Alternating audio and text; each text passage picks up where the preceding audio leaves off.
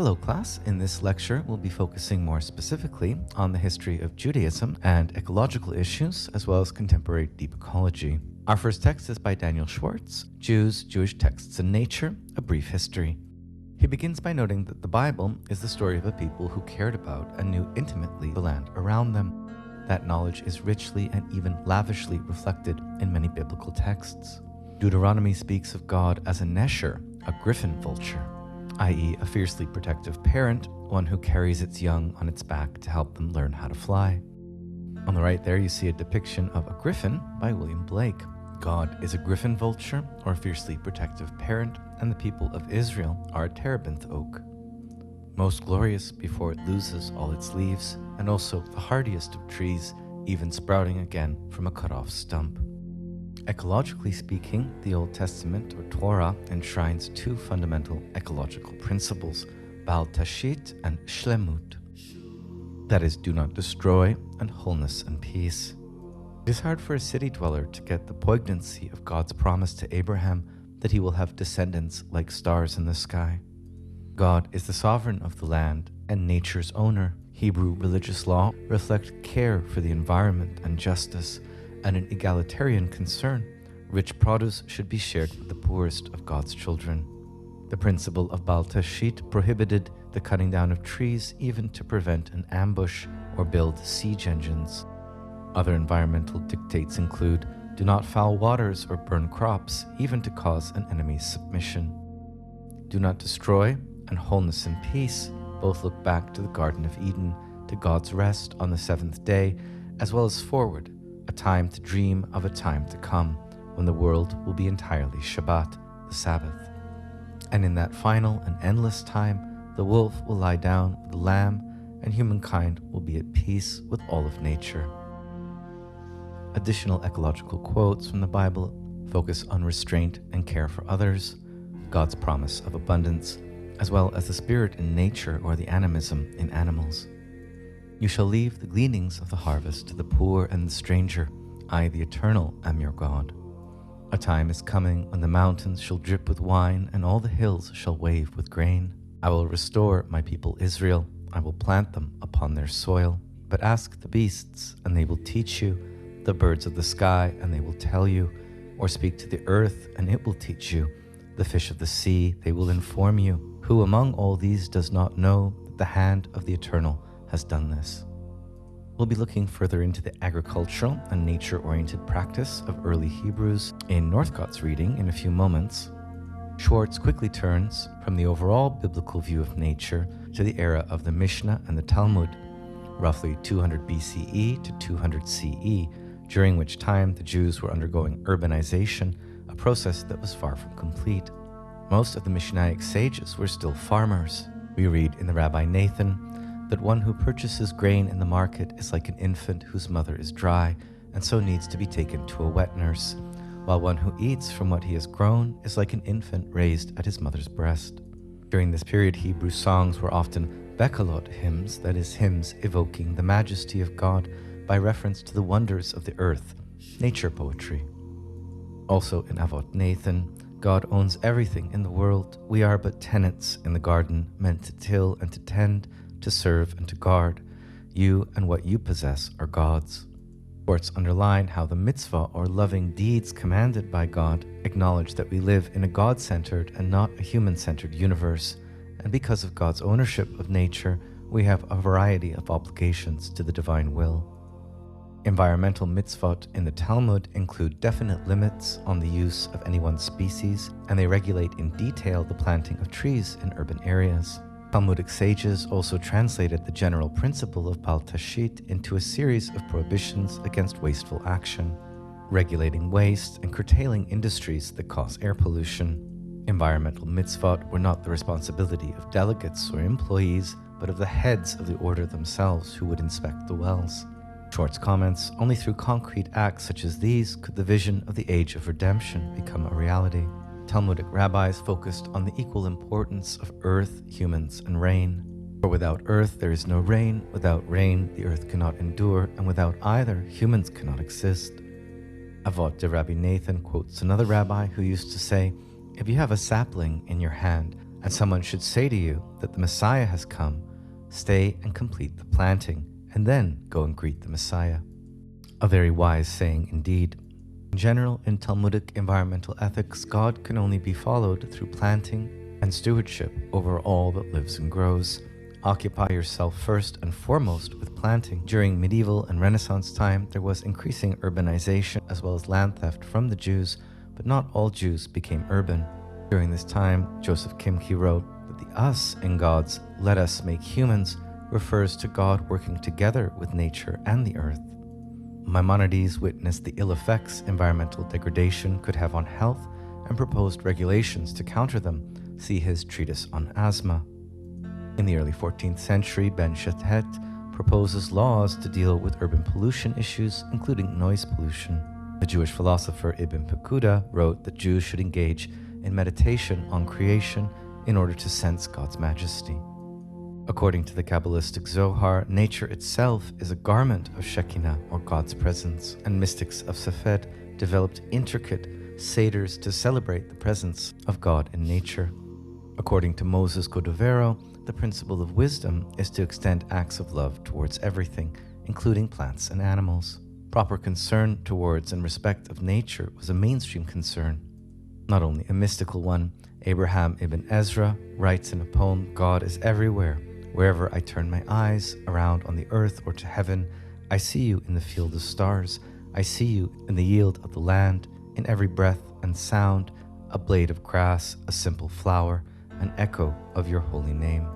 Jewish poets saw nature as beautiful and worthy in and of itself, and also as a path towards the most beautiful and worthy of all, God. The Missionary principle of moderation states that the holy law imposes no asceticism, but demands rather that we grant each physical faculty its due. Ibn Gabirol wrote, "Abandon both extremes and set about the right mean." Rabbi Shimon says in the Zohar, "The shade spread over us by these trees is so pleasant, we must crown this place with the words of Torah," a scene highly comparable to Socrates' conversation with Phaedrus under the Platon or plane tree. Schwartz next turns to Hebrew notions of justice and stewardship, or tzedek and avad shamar, and Deuteronomy's command, "Justice, justice you shall pursue," noting that the Jewish notion of stewardship is a moral category, one that speaks of responsibility rather than unlimited privilege, and of a theocentric rather than an anthropocentric universe. Terms usually translated as dominion include avad, which means not only to till or even to work in a more general sense, but also, and more importantly, to serve or to participate in the worship of the divine. And shamar means not only to tend, but more commonly to guard and to watch over. Very, very far in this reading from the idea of stewardship as dominion. Jewish theocentrism has as its correlate an emphasis on communitarianism, usually limiting individual rights by placing them within the context of and subordinating them to communal responsibilities. The general rule set down by the Ribosh is that a person is not permitted to save himself for injury by causing injury to his neighbor. This principle can be universalized and globalized.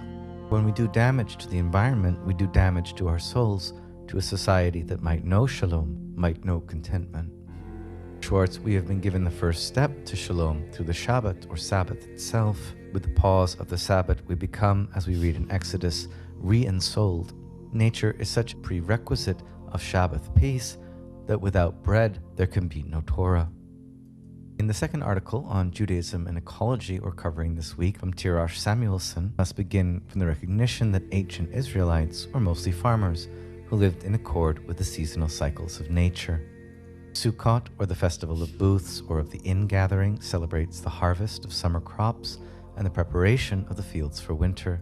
Pesach, or Passover, the feast of unleavened bread, began with the new moon of the month preceding the hardening of the barley. And Shavuot, the Feast of Weeks, or Pentecost, celebrated the barley harvest when reaping started. These and other agrarian activities were given historical religious meaning in the Bible, linking them to the exodus of Israel from Egypt and wilderness experience and the giving of the Torah at Sinai. So what comes first, Torah or nature? Torah. The one who stops Torah study to appreciate the beauty of nature has forfeited his soul. This does not mean that Torah and nature are opposed, but rather that Torah is the prism of nature. sacred text and its ongoing hermeneutics sanctifying the natural world, but also calling on Jews to aspire to transcend nature. By the late Middle Ages, European Jews had to rely on moneylending, pawnbroking, and commerce in second-hand goods for survival.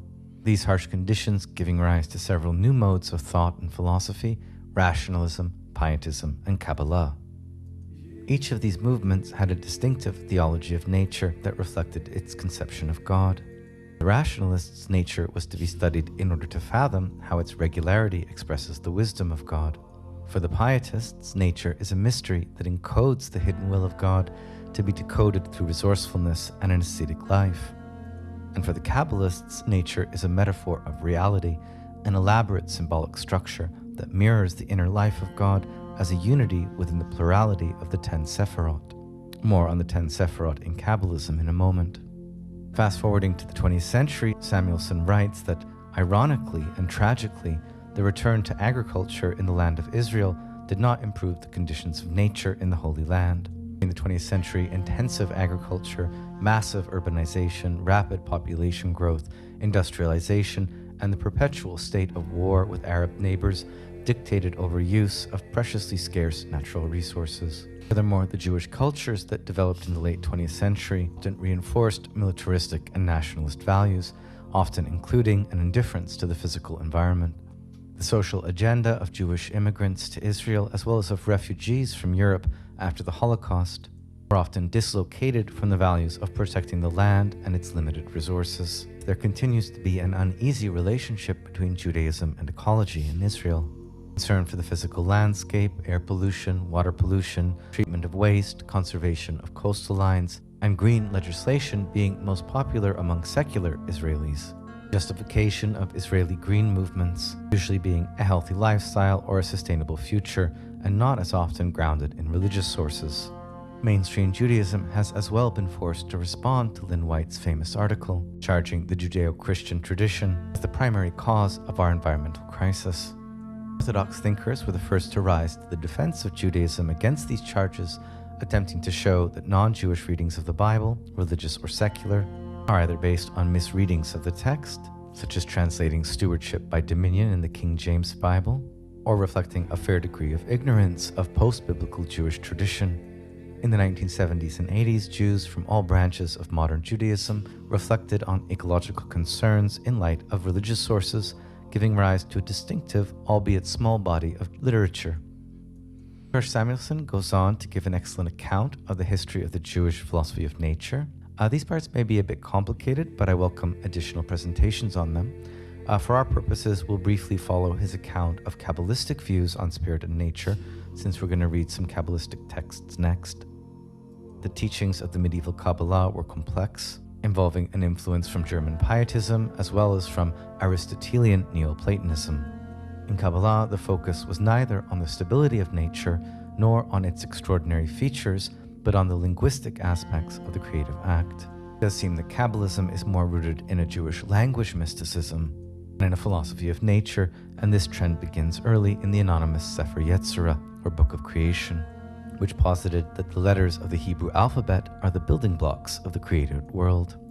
In a way, nature itself becomes a myth in Kabbalistic Judaism.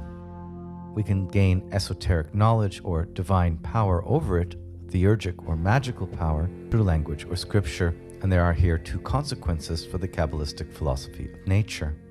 One, Kabbalists had little interest in collecting empirical data about the natural world, because for them natural phenomena were ultimately symbolic. And two, knowledge of the linguistic matrix of the natural world meant that the knower could manipulate the forces of nature, namely engage in magic, drawing spiritual energy from a supernal world. Kabbalah in large part gave rise to Eastern European Hasidism in the 18th century.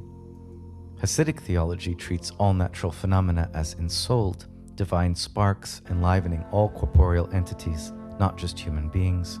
Like in Gnosticism, these divine sparks seek release from their material entrapment.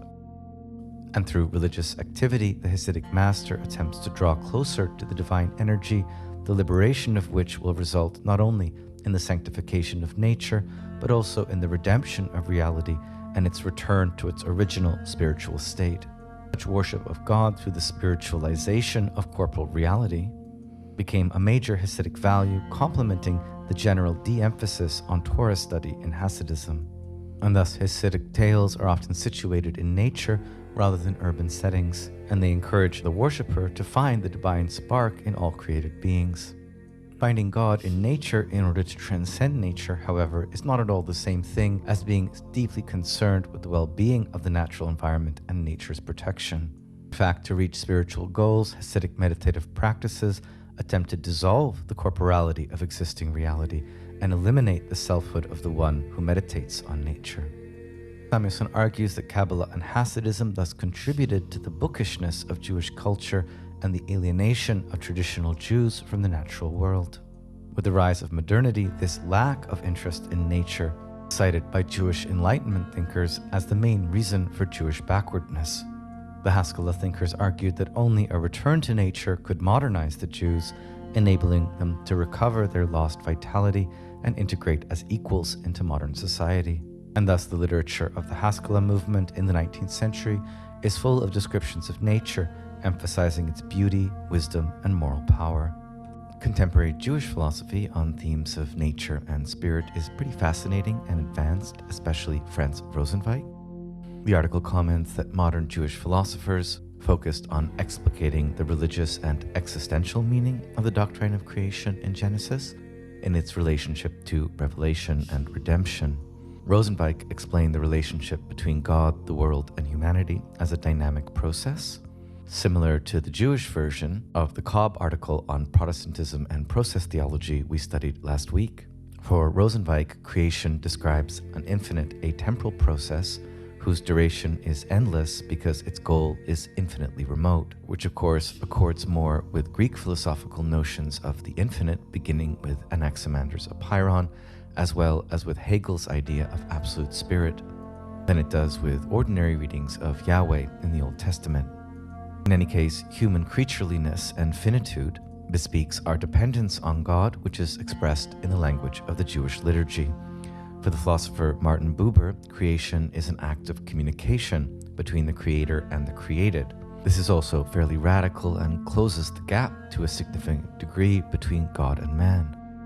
Humans' job is to imitate God and thus redeem the world through their actions. Contemporary Jewish philosophy of nature also has a process philosophy branch, exemplified in the Reconstructionist Judaism of Mordecai M. Kaplan. Kaplan's Jewish-oriented process philosophy focuses on the future, as never wholly determined by the past, thus emphasizing creativity within the process of being created.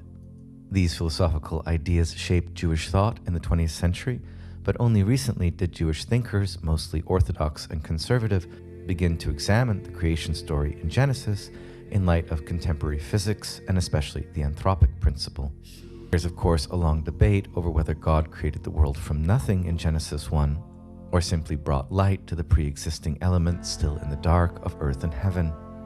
Most Jewish and Christian philosophers siding with the creation ex nihilo doctrine, which we can imagine on some levels coheres with the Big Bang theory and the idea that its ultimate outcome or goal is to create planets with life like ours. This anthropic principle shows that the world is not a neutral entity, empty of purpose and meaning, and that the Big Bang theory can lead to intellectual and emotional enthusiasm about the Creator. Lastly, Samuelson looks to further modern Jewish reflections on nature, such as in Soloveitchik, a spiritual leader of modern orthodoxy in the 20th century. In his essay, The Lonely Man of Faith, he interpreted the two creation narratives in the Bible as two paradigmatic human postures towards nature. Two creation narratives of human beings in the Bible, Adam 1 and Adam 2, or Genesis 1 and 2. In the first, the Adam Kadmon, or androgynous man, being made in God's image. And in the second, Adam being made from the earth, into which was breathed life or spirit, reflecting two paradigmatic human postures towards nature that subtend the whole of Judaism. The one more intellectual and the other more sensuous and earth-based. In the later 20th century, Zionist thought continued to be a rich source for Jewish environmental thinking, although its inspiration was often in non-Jewish sources such as Romanticism, the Élan Vital philosophy of Henry Bergson, or evolutionary biology.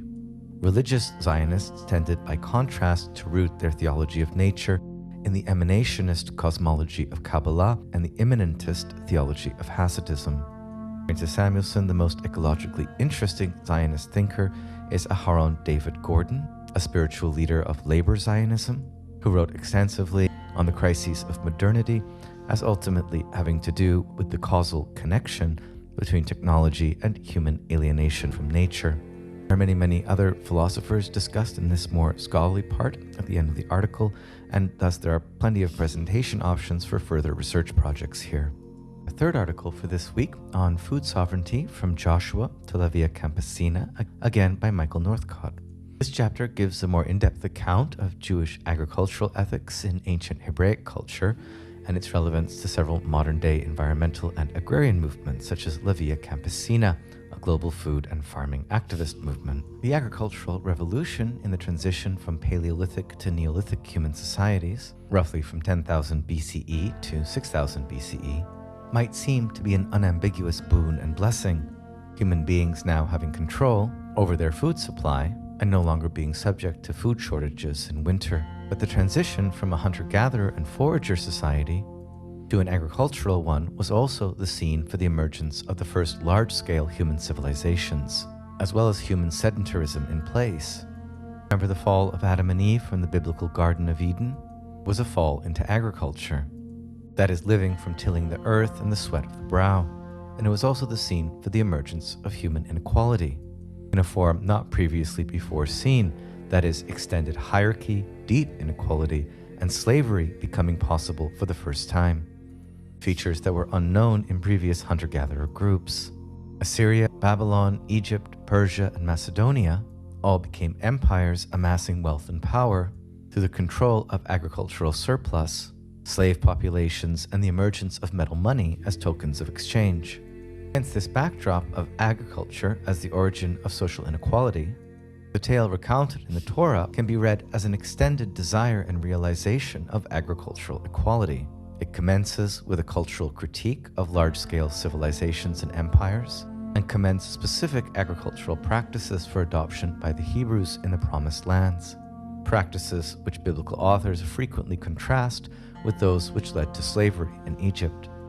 Agriculture is described in Genesis 3 as the punishment for the first sin in Eden. Read anthropologically, the story represents a cultural memory of the hunter-gatherer lifestyle that preceded agriculture in the ancient forests of the Levant. Hence, exile from the forests of paradise takes the form of a fall into agriculture. Much of Genesis can be read as a fable regarding the pitfalls, perils, and evil consequences of the new agricultural regime, which is before long the scene of the first murder, Cain having raised crops from tilling the earth, but his offering of cultivated plants as a sacrifice meeting with less favor than Abel's meat offering. Cain killed Abel from envy, and hence envy of the lifestyle of nomadic pastoralists by settled farmers is the occasion for the first murder in the Bible. Northcott comments, "If any doubt remains at the evil potential of agriculture, just think, a Neolithic iron implement was the instrument of the first murder, the sickle." Across the Hebrew Bible, agriculture is morally ambiguous, but God's new covenant with Noah after the flood indicates that agriculture, despite its early outcomes, at least had the potential to become divine vocation, and hence Noah began to be a farmer. Even this new beginning is threatened by sin, since Noah plants vines, becoming drunk with the wine and shamed before his sons. And things get worse when the descendants of Noah build a large city in Ziggurat reaching to heaven, the Tower of Babel, thus threatening to overmaster the earth-heaven relationship and usurp the power of Yahweh. Yahweh destroying the Tower of Babel and scattering the languages of humanity can also be read as a warning against new large-scale unified societies. In fact, Abraham's nomadic pastoralism is the form of agriculture that the Hebrew Bible recommends after the descent of Israel at Babel. Abraham being described as the original Hebrew, the father of the nation, and a nomadic pastoralist. The original covenant between God and Abraham required him to graze animals in an area of land to which Abraham was directed by angels. Things go predominantly well in this return to a pastoralist lifestyle, at least until the descendant of Abraham through Jacob, Joseph, makes a deal with the devil of empire, reinstitutes a kind of agricultural serfdom in the Holy Land. Joseph had been a shepherd, but his brothers sold him to Egyptian traders, and his subsequent exile in Egypt resulted in him becoming prince regent to the all-powerful Pharaoh, and in the process initiating the first feudal takeover of the land by a ruler in recorded history. Joseph took the land of smallholder farms into ownership by Pharaoh, and having invited his family to reside in this now feudal empire, their descendants themselves became bonded slaves. The mythic exodus from slavery in Egypt therefore becomes the narrative for the formation of the Hebrews as a culturally distinct people called to practice agriculture in a different way than the Egyptians. Joseph had made a critical mistake in the relation of the Hebrew people to agriculture, one that would not be repeated after the Exodus, at least for a while. Subsequent to Moses, agriculture is redeemed and the Hebrew people continue to flourish in the Holy Land. The next place where agriculture gets us into a bit of trouble and is again in need of redeeming as a major source of human oppression is the book of Joshua.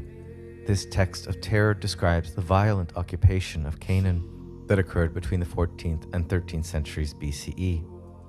But the heart of the book concerns the establishment of a new agrarian economy among the Hebrews through the equitable distribution of the land as nakala, variously translated as inheritance, gift, or property, among all the families and tribes of Israel. The gift of land to all the chosen people and the covenant are closely connected in nakala law. In Egypt, land had belonged to the ruler. In the Hebrew nation, it was a source of economic dependence proper to each household, and hence of freedom from slavery. Such freedom being understood as a divine gift and the fulfillment of the covenantal promise made to Abraham. The economic independence of each household within the collective covenantal economy of nakala being the good itself, the good thing which Yahweh had spoken to the house of Israel. But even in this new nakala economy, as sojourners and farmer slaves became settlers, the land became a source of temptation. And immediately after the settlement described in Joshua, the tribe of Reuben constructed a pagan altar to the local Canaanite gods. To keep the land in collective ownership, the Israelites had to purify it of such pagan idolatry by offering the fruits of the land to Yahweh alone as tithes, temple offerings, and sacrifices, and by constantly recalling that they did not own it but only enjoyed it as a gift from the one who had given it. Thus, agricultural ethics becomes a major cultural source through which a landed people become monotheistic. Deuteronomy goes on to describe an agricultural utopia in terms of the climactic contrast between rain-fed Canaanite hill farms and river-fed Egyptian irrigated fields. In terms of the free food economy of Israel versus the coercive food economy of Egypt. In Egypt, the land had to be managed, the irrigation channels maintained, and watered with the feet of the Israelites like a herb garden. The new land and agricultural ethics instead cared for by Yahweh and its hills and valleys drink water of the rain of heaven.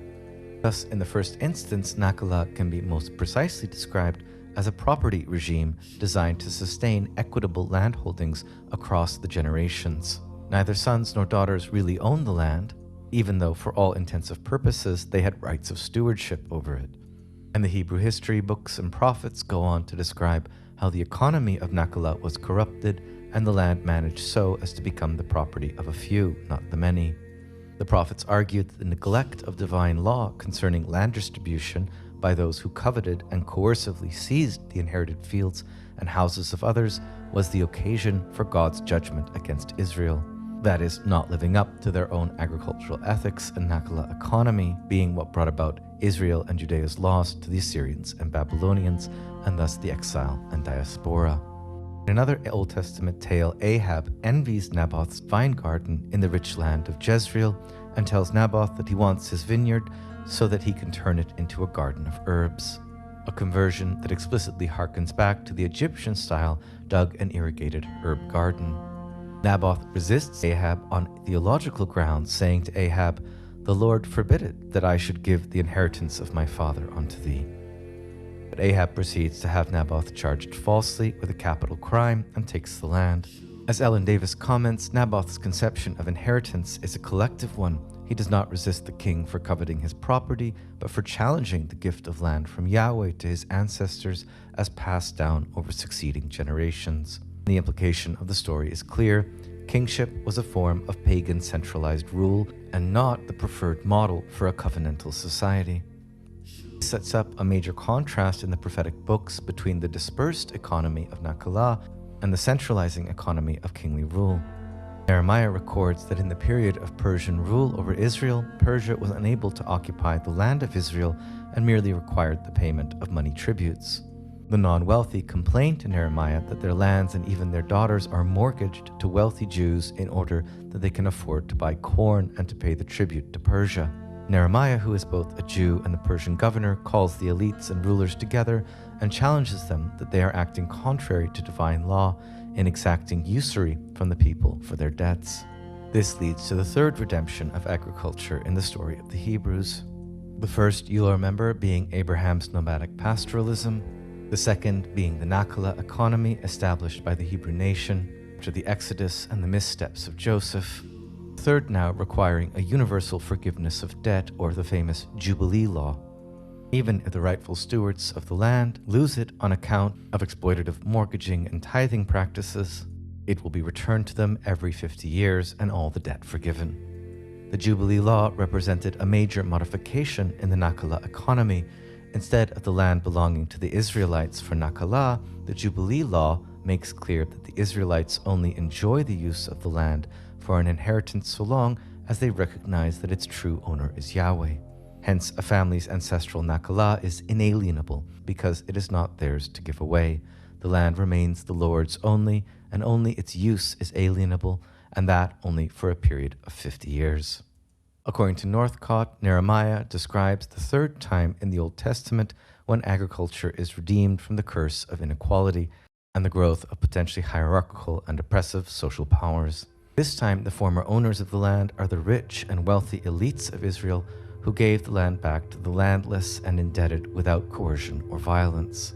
The landless are again redeemed by the free gift of land, but this time without the genocidal violence described in Joshua or the theft described by the prophets. From all this, we can conclude, according to Northcott, that food security was only restored in Israel where usurious debts were forgiven, where land reform was initiated and sovereignty over the earth was again recognized as belonging to Yahweh and not to those who had accumulated legal titles over it.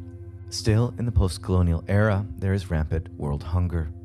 It is very often connected with the continuing alienation of land from subsistence farmers, as well as with the rise of hybrid monocrops for export and associated reliance on expensive chemical inputs and mechanical tillage. The type of agriculture we continue to practice globally often reduces local availability of a healthy variety of nutritious foods, and this occurs in both developed and developing countries. For example, we live in California and have great access to produce, but very often the very best produce in our own state is shipped elsewhere. Around the world, subsistence farmers are persuaded by outside experts to abandon traditional mixed farming and grow cash crops for export. Very often the prices on these cash crops don't match the income promised, and the hybrid wonder seeds fall prey to diseases and pests, leaving traditional village communities without food of their own to feed their families. Our current post-colonial agriculture relies on, for Northcott, unproven and misleading assumptions about the advantages in terms of food security of large collective farms over small householder-owned farms. The aim is almost always global over local markets. A major corporate and governmental issue worldwide is food security, almost always defined as a rise in surplus grain and other export commodities. But this actually results in increased food insecurity and reduced quality of nutrition for small and peasant farmers. Here in America, we have seen a dramatic decline in rural populations, what Wendell Berry famously called the unsettling of America. Contemporary agribusiness ever fosters growth and mechanization by dubious means and excessive reliance on fossil fuel. Such farming methods suppress worm and microbial activity in the soil and reduce biodiversity. They also reduce the quality of food available in rural areas, thus contributing to rural food insecurity, obesity, and diet-related health problems. Our relationship with nature begins not only from what we eat, but how what we eat is produced, the interactions of the food industry with nature, and with our endemic social problems. The purpose of civilization, according to the Hebraic concept, is to restrain the strong from oppressing the weak. Very often, however, large-scale civilizations do precisely the opposite of this. social justice dimensions of how we relate to nature and use nature for our sustenance, articulated even earlier than the Bible on the Hammurabi Stelae, 18th century BCE Babylon. There, the purpose of civilization is defined as promoting the welfare of the people, to cause justice to prevail in the land, to destroy the wicked and the evil, that the strong might not oppress the weak. From these positive aspects of early Babylonian ethics, there were of course also many negative aspects, especially on gender equality. Through the history of Hebrew agricultural and Nakala law, and to the present day, we're dealing with the same problems. That is, the clear connection between food, farming, and governance, which was clearly captured in the Hebrew covenant and recovered in contemporary discourse in the concept of food sovereignty. Psalm 72 of the writings, or Ketuvim, describes good government as being associated with the restraint of the strong, justice for the weak, and fertile land. These Old Testament values are taken up explicitly in the contemporary International Peasant Farmers Union La Via Campesina, or the LVC. No, it's not a Lana Del Rey song. Founded at a meeting of small-scale food producers from Central America held in Managua in 1992, LVC was formally constituted as a global social movement with farmers from 4 continents at meetings in Mons, Belgium in 1993.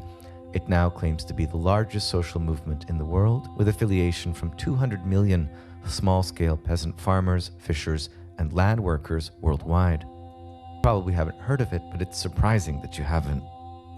The term Via Campesina is first associated with the Mexican and non-Marxist movement, which was established to promote peasant-led agriculture as a counter to the growing corporatization of farming and reliance on imported food in Mexico.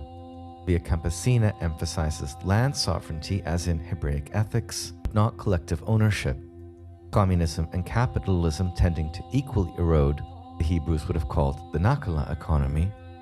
That is to say, the land being owned and governed by those who make it productive, and giving farmers the right to set food prices based on labor investment, that is, having sovereignty over the market, rather than being forced into monocrop agriculture in order to survive because of exploitative pricing. LVC, the Mexican-originated campesina, or peasant-led small-scale alternative to commercial and governmental agronomy, takes the form of a social movement which has fostered peasant-led agrarian reforms in countries as diverse as Honduras and Java. The heart of LVC is the belief that small-scale peasant agriculture is not an anachronism, as both Marxist and classical economists believe, but essential to a food supply that is ecologically and economically sustainable. The farmer-based system rejects unsustainable imports of food, seed, and agrochemicals. Their political action, GMO seeds and agrochemical products, are restrained at the border. This idea of food sovereignty underwrites for Northcott the spatial importance of local cultural knowledge and dietary practices. We must resist the globalized food system dominated by a small number of powerful agronomic corporations and a diminishing range of seeds. In the New Eleni Declaration, food sovereignty is the right of peoples to healthy and culturally appropriate food produced through ecologically sound and sustainable methods, and their right to define their own food and agriculture systems. It puts the aspirations and needs of those who produce, distribute, and consume food at the heart of the food system and policies, rather than the demands of markets and corporations. The notion of food sovereignty was formally adopted as a counter to neoliberal and Marxist agricultural policy at the annual meeting of the LVC in Rome in 1996. Northcott closes his chapter by bringing the ancient Hebrew worlds and our contemporary predicament together. From ancient Mesopotamia to the modern agricultural economy is 8,000 years, but the greatest changes in agricultural methods have occurred only in the last 50 of these. Conventional agriculture and economic historians continue to describe the gradual evolution from peasant to commercial agriculture as a positive one.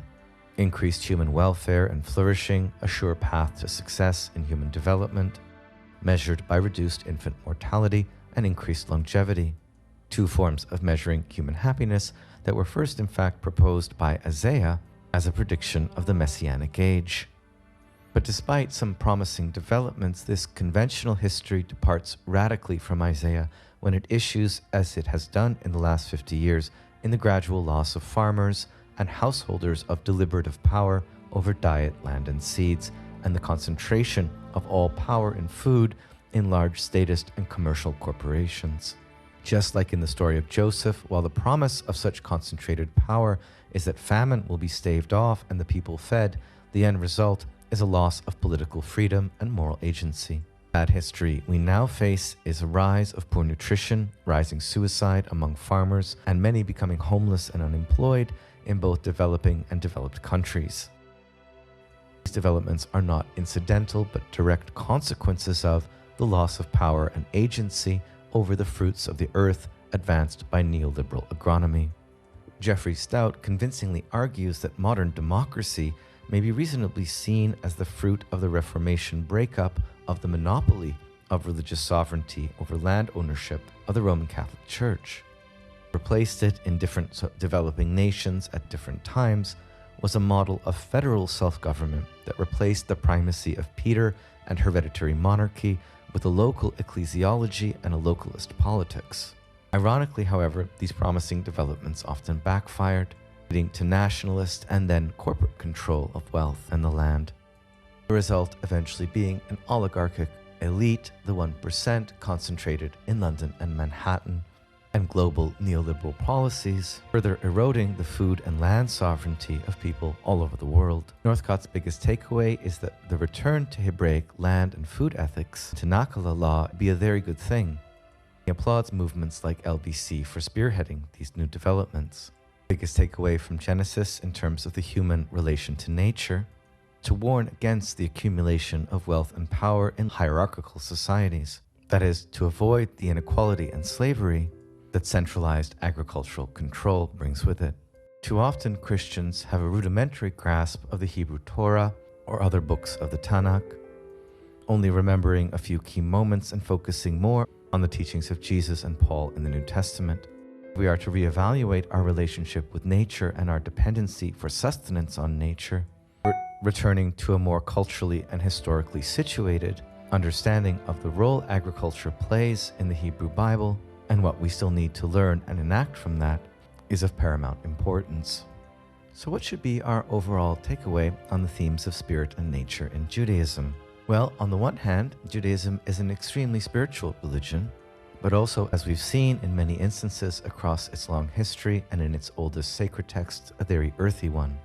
Here you see the 10 Sephirot of Kabbalistic Judaism, that is the 10 elemental manifestations of God in the world, as well as beyond it. We've heard from the articles this week several ambiguous things about Kabbalism's overall relationship to nature and its potential privileging of the metaphysical, the spiritual or the intelligible, and traditionally Neoplatonic ambivalences about embodiment. I'm going to let you decide these issues for yourself in reading some of the texts from Kabbalistic scriptures I've included this week. But clearly, as a whole, the Kabbalistic system of the 10 Sephirot emphasizes above all the unity of spirit and nature. Spirit being Keter, the crown, will, ayin, nothingness, Ein Sof, God or absolute spirit, appearing in many important manifestations, most importantly for us through Yesod and Shekinah, that is the covenant, the foundation, the earth, coming in the Shekinah, the bride of God, the kingdom, the communion of Israel, the queen, the apple orchard, and the rainbow.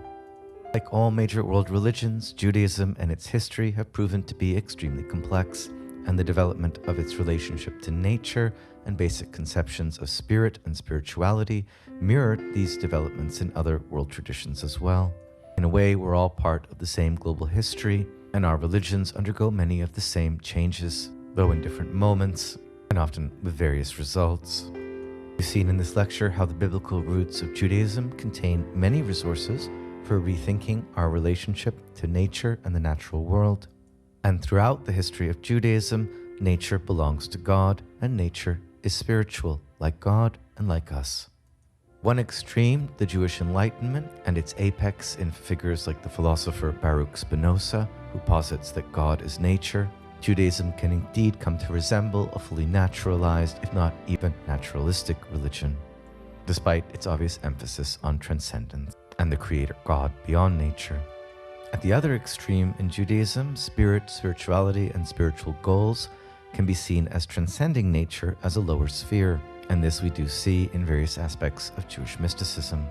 Either way, nature, mostly respected in the core ideas of the Jewish religion, the history of its philosophy, just not always in practice, and this again is much like the other world religions.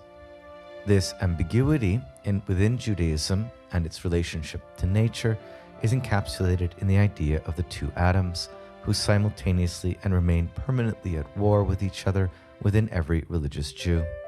There is the glorification of Jewish humanism, Adam 1, that tends to overlook nature in favor of human majesty and exceptionalism. We alone are in the image of God. And then there is the non-humanist, non-functional, receptive, submissive type of religious Jew who yearns for a redeemed existence within God's creation. That is the Adam made from the earth who yearns to return to the garden. Both ecologically minded Christianity and Judaism draw inspiration from the Torah, the Tanakh, the Old Testament as a whole, in which we often find a divine spirit is immanent in all living things and imbues them with a sacred significance.